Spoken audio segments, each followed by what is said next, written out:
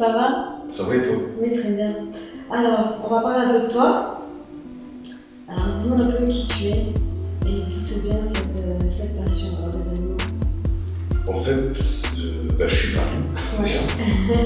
Et en fait, voilà, on m'a connu sous le pseudonyme le roi de la jungle. Et parce que je suis passionné des animaux sauvages. Depuis tout petit, c'est ma passion. Et en fait, à la base, moi, en fait, j'ai commencé dans la fauconnerie. J'ai fait de la fauconnerie très jeune. Je devais avoir à peu près 15 ans quand j'ai commencé. Et donc après, j'ai bossé dans des zoos. D'abord, j'ai fait des stages. Après, j'ai bossé dans des zoos, dans différents zoos, dans différents pays. Et en fait, après, j'ai voulu me diversifier. Après, j'avais fait un peu les primates. Et après, je me suis attaqué aux félins. Donc, je commence par des petits félins et ensuite des grands félins. D'accord. Quel genre de grand félin t'as déjà? Le plus grand félin? Moi, j'ai sevré de toutes sortes. En fait, mon boulot à moi, c'est de sevrer les animaux. Genre, quand il y a une maman qui accouche et pour X raison elle ne veut pas sevrer l'animal, c'est là que moi, les éleveurs m'appellent. Et moi, je travaille avec les éleveurs. D'accord. Donc, les éleveurs m'appellent et ils me disent voilà, il y a ça à sevrer. Moi, je récupère et je m'occupe du sevrage. Une fois sevré, il retourne chez l'éleveur. Et après, lui, il se débrouille avec. Quoi. Comment t'as pris contact avec ces éleveurs? En fait, par le biais de la fauconnerie, c'est comme ça que j'ai fait connaissance avec eux, en fait. Ok.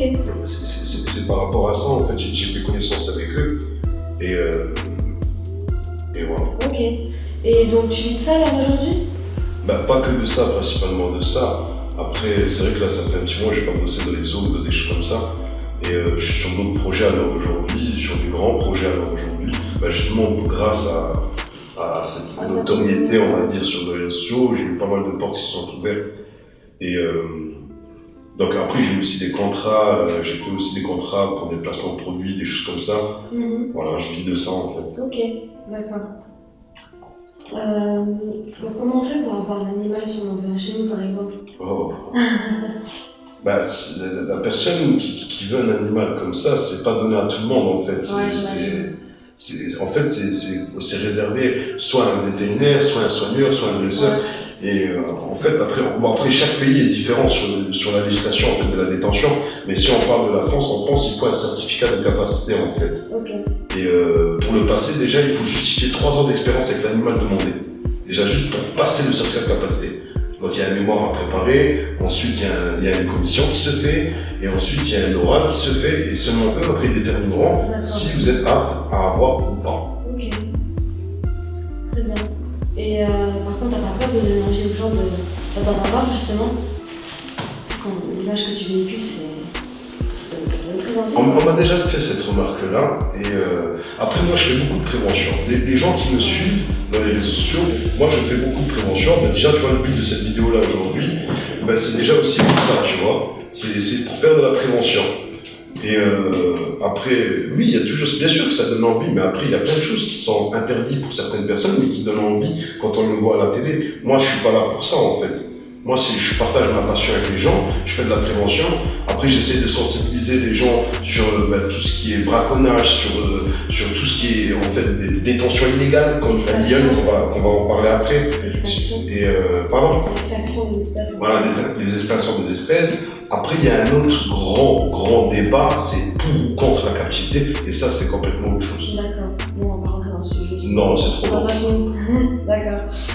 Donc, par contre, est-ce que tu as déjà été embêté par la police ou quoi que ce soit? Non, parce qu'en fait, il n'y a pas de raison à ce que je le sois, vu que je suis en règle en fait. Tout ce que je fais, c'est carré, les animaux sont répertoriés, ils sont pucés, voilà, l'éleveur, il est là, c'est lui qui me donne la permission.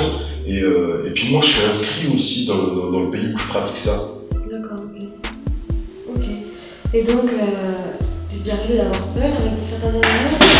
J'ai déjà eu des coups de chaud, mais après, franchement, pas vraiment Là, peur. actuellement, t'as pas peur? Non, non. Elle a l'air gentille. Ouais, franchement, non, elle est cool. Ok. Alors, sinon, la petite, comment ça se fait que tu l'as? Est-ce que tu lui fais des soins actuellement? Ouais, c'est un cas exceptionnel. Elle, c'est pas un éleveur qui m'a donné. En fait, j'ai été contacté sur Instagram par un faux compte. En fait, la personne, de toute façon, elle voulait même pas je pense qu'elle avait peur que je la dénonce à la police. Donc voilà, cette personne-là m'a parlé de cette petite lionne, c'est une femelle. Et du coup, je lui ai dit en fait qu'il avait rien à faire avec. qu'il fallait la placer. Alors il était d'accord, il a été de bonne foi, je lui ai fait un peu la morale, il a été de bonne foi. J'ai appelé mon contact à la police de la faune sauvage française, je lui ai expliqué le cas. Ensuite, de là, j'ai recontacté la personne pour lui dire que tout était ok, que je pouvais le récupérer. Après, la police, forcément, ils ont voulu savoir c'est qui. Moi, après, de toute façon, je ne veux pas dire c'est qui parce que je ne sais même pas c'est qui.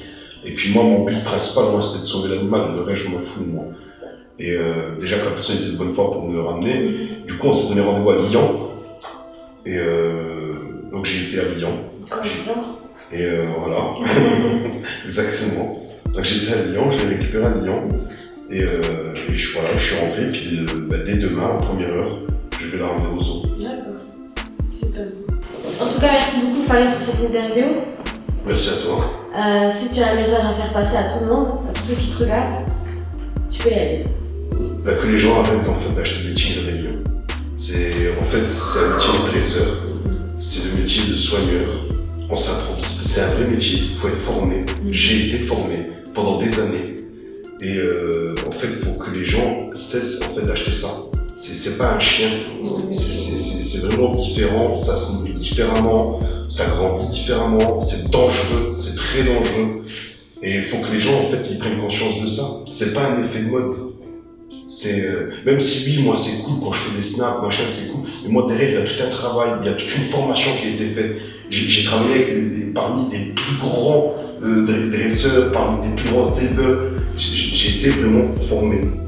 Donc les gens, il faut qu'ils arrêtent, qu'ils prennent conscience que c'est un vrai animal, c'est un être vivant. Voilà. Merci beaucoup. Merci.